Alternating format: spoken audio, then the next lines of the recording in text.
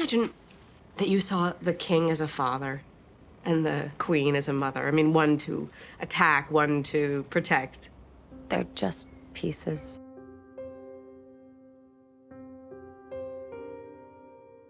The Queen's Gambit is a phenomenal show. I absolutely loved it, but it's also quite hard to pin down exactly why. I mean, sure, they made the very slow game of chess a lot faster and dramatic and an interesting TV viewing, yes. The character of Beth is interesting, yes. In fact, the general characters and writing and directing is brilliant in this show, but what is this show about exactly? I mean, it's not about chess. Chess is the setting. I suppose it is sort of an underdog sports film in a way. This girl who's at first not allowed to play chess finally becoming world champion, but it's also not exactly that. It's sort of a coming of age story. Beth growing up and finding her place in the world. It's sort of about grief and dealing with death. It's sort of about drug addiction, sort of about pressure, sort of about romance, sort of about a lot of things. And when I think about it, there's something quite interesting about that makes sense, but it will take a little while before we can get there to explaining that. This video is, of course, about the Netflix show. I'm afraid I haven't read the book it's based on. I watched this last week and decided to make a video about it despite the hype having passed a long time ago, because I put out a poll and you said yes, make that video. Also, you have a terrible fashion sense. So here we are. Again, I think The Queen's Gambit is brilliant. I love limited series because it means they don't slowly wither away but end properly on a good note. I think the ending of this show is the perfect ending. There couldn't have been a better one. It's very cathartic, and having defeated Borgoff, rather than going to meet the president and do all sorts of press work like expected, she walks through Russian streets to meet the ordinary people there playing chess, because it was always the chess she cared about, not the fame, not some political battle between America and Russia, or some weird sense of duty to the media rather than actual people, but simply the passion for the game. And I guess her rage-filled desire to crush her opponents into the dirt, but you get the point. Equally, however, the 7 episodes this show is condensed into, you could argue, is a little too condensed. There's a case to say 8 episodes would have been better so that certain elements got a bit more time to breathe and didn't feel quite as rushed. There is that. Also, we're left with a lot of unanswered questions. Does Beth ever get a partner? Maybe she settles down with Benny, or maybe not. Maybe someone else. Maybe she's happy as she is. Does she beat her drug addiction? She puts them down the toilet for the tournament and does win without them, but she also regrets flushing them, and it's certainly not impossible that she would return to them. The big question, though, is actually the one she poses to Georgie halfway through the show. If you're world champion at 16, what'll you do with the rest of your life? I don't understand. Her life was always defined by chess, this clear game with clear, defined rules that isn't quite so muddy as the wider world and field of emotions. A girl who denies her mind freedom to wander on the uncomfortable thoughts by instead pouring all that focus into chess. It's a game that has kind of been what's held her together for a long time, yet it's also held her back, and once she has achieved this clear goal she set her life, the one thing that's supposed to make her life sorted, then what? She's 19 or 20 by the end of this show, then what? But that's where the show ends, and I like that. Maybe she'll settle down with someone, maybe she won't, maybe she'll beat her addiction, maybe she'll avoid the world of the press, maybe they'll drag her in, maybe they'll turn on her. Maybe the fame and pressure of actually being world champ will become too much, or maybe she'll find a way to manage it. Maybe she'll keep developing at chess, or maybe she'll turn mad, as Harry Beltic kind of warns. It's too bad Morphy fell into a muttering paranoia and died. Maybe she'll even come to be defeated by Georgie, in which case then what? Will it be a bitter blow that rocks her, or will she accept it with grace, having found more important things to life than just winning? So yeah, the point I've laboured a little too much there is that we don't know, and to be honest, that next stage of a person's life is always a complete mystery. The natural ambitions or dreams we all have growing up make and strive to make life seem very simple and straightforward. people endlessly ask us what we're going to be when we grow up, as though it's as easy as that, your whole life and identity summed up in a single occupation or achievement. Arguably that's child and adolescence, and then adulthood is gradually accepting life never was that straightforward, and that there might be other things you want in life that you'd never considered before, that maybe settling for less is sometimes actually finding something more. And that is a question we have to wonder about Beth Harmon. She may be chess champ, but what else is she going to be? I think that's kind of the Queen's Gambit in a nutshell. The idea that whilst it would be nice if life could be about something clear or particular, it never is.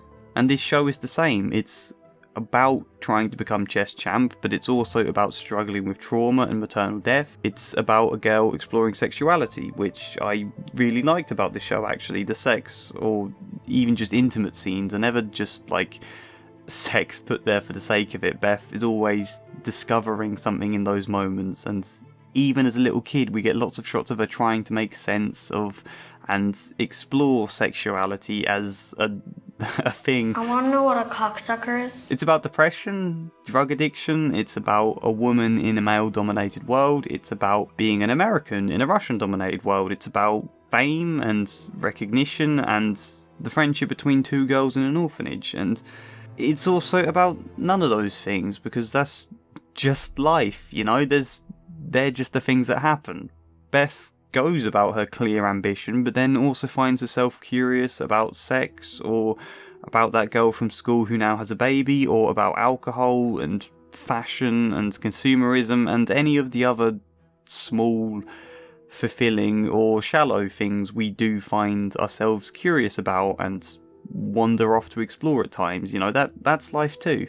And I guess, like me in probably a slightly pretentious way trying to define this show, the Queen's Gambit is filled with characters constantly trying to define Beth. An interviewer turning her career into a big point about being a woman, or labelling her with Apophenia. which is fittingly ironic actually, or the media trying to turn her game against Borgov into America versus Russia, when no, it's just Beth playing chess against a man who happens to be Russian. Or because she grew up in Methuen, trying to get her to support Christianity in return for funding. I'm a chess player. Of course you are, my dear, but you're also a Christian. I'm not sure about that. And Harry Beltic, whilst he says it as a means to try and dissuade her from that path, he defines Beth as someone who could lose control of her life and turn mad by 22. You think that's gonna be me? I think that is you. I think maybe it's always been you. And in a way, she is some of those things, and other examples as well, but she's also not, and none of them encapsulate her anyway. She's a great lot of things. And perhaps the best example to sum it all up is characters constantly getting her name wrong, calling her Lizzie or Elizabeth or Betty instead of Beth. They call you Elizabeth? Or is it Betty? So she's a great lot of things, and will also become a great lot more that we, or even Beth herself, are yet to see coming. Try as we might to define or to predict life or ourselves, we never, ever accurately can. Whatever great point other people try to make out of her, Beth is just living her life and exploring it however feels best and however seems to just naturally happen. So, yeah, maybe that's a stupid point, I'm not actually sure. The ending of this show doesn't technically answer much, and we have so many questions in general about, like, her past that never get answered. All that's really changed by the end of this is that she's won a game of chess. That's about it. And where that could make the ending unfulfilling, personally, I love it. Let me touch on some other points about the show as well, though. I'd never so much as heard of Anya Taylor-Joy before this, but she is an incredible actress who has a great range here, not just of emotions, but age too, and I think the physicality of her performance, you see so much range and so much emotion displayed just in her movements or the way she walks in this. For example, the sometimes bouncy and excitable childish movements of youth, or the unsure, hesitant ones. The driven side of her that makes beelines and will turn away without a word as soon as she's done with the conversation. What's in Las Vegas? The elegance or confidence that comes with age, the fury, the destructiveness, the half-drunken restlessness. I suppose it probably would be interesting one day to just watch this show back, paying specific attention to the physicality of her performance and to what you can tell about a character just from their physical movement. I think, assuming it wasn't boring, that would be an interesting thing to do. I think Jolene, other than Beth, is the best character in this show, 100%. She's great because she's the one and only person Beth really looks up to, the one person she really lets herself cry with. All her opponents are either people she feels anger towards and wants to destroy, or they're people she's beaten, who she's better than and has consequently moved on from. Even in Benny and Harry training her, for example, she's sort of interested in them, but she's also sort of bored by them at the same time. She very quickly distances herself from them, but she is close to Jolene, and because of this, Jolene is the one person who can really tell her how it is and actually have that point taken in, cutting through the bullshit in her slightly playful and amused manner. And Beth calls her a guardian angel, which is nice because Jolene then gets to tell Beth that she looks up to her too, which is just a great moment of connection in this show. I actually like that Beth never does visit Mr. Scheibel again and then feels guilty about it. It was like the one thing I kept waiting to happen in this show. When is she going to thank him or invite him to one of the tournaments or something? But she never does, because she doesn't stop to consider that he cares and that he hasn't just forgotten her. The idea of people caring about her is something she either often fails to notice or rolls her eyes at. You helped me realize something. What? Beth is so driven and so focused and so regularly sees people for their value in terms of their skill or what she can gain that she doesn't always stop to consider they might not think about her in the same way. They might care about her and keep track of all her games. It's unsurprising she doesn't expect people to care, becoming an orphan, especially in a manner she did, with a father figure forever filmed at a total distance, which is a great directing choice, by the way, who I think Mr. Wheatley is meant to remind us of too. And growing up largely parentless in Methuen home, it's unsurprising she doesn't expect people to care or doesn't open herself up to it. So, should I stay here or go back to my room? Whatever you want. But then when moments come where she is forced to consider that people do really care about her genuinely, such as with Mr. Scheibel or Jolene, then she suddenly realises that she actually cares about them too.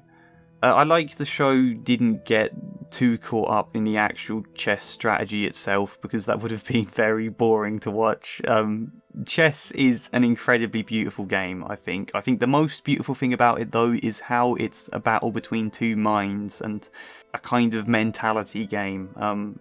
Harry Beltic turning up late and yawning, making Beth very angry and impulsive and lose her way at first in their match. Benny pointing out a flaw in Beth's game with Harry that throws her off and makes her so desperate and determined to completely humiliate Benny in their game that she lacks focus, frustrating and rushing Georgie by moving away from the board during his turn.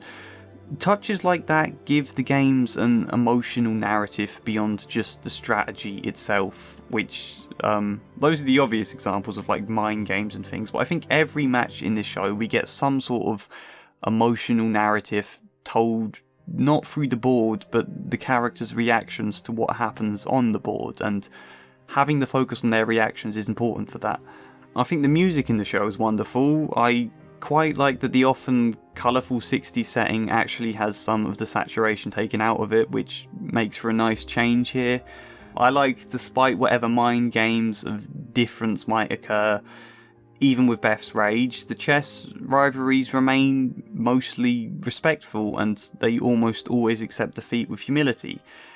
You know, trash talking is not a thing here, and rightly so. I think it's a very, very good show with great acting and cinematography. I hope I haven't condensed the video down a bit too much in terms of what I'm talking about. let me know what I've missed, what you think, what you disagree with. If you liked it, give it a like, subscribe, support me on Patreon if you want, but otherwise, hopefully see you next time. And a special thank you goes to David Kling, Darren Burdock-Latter, Kestrel, Biden Book the Streak, Tommy Steamrod, Samara Salsey, Sharakov2814 and Joshua C. Follier. Thank you.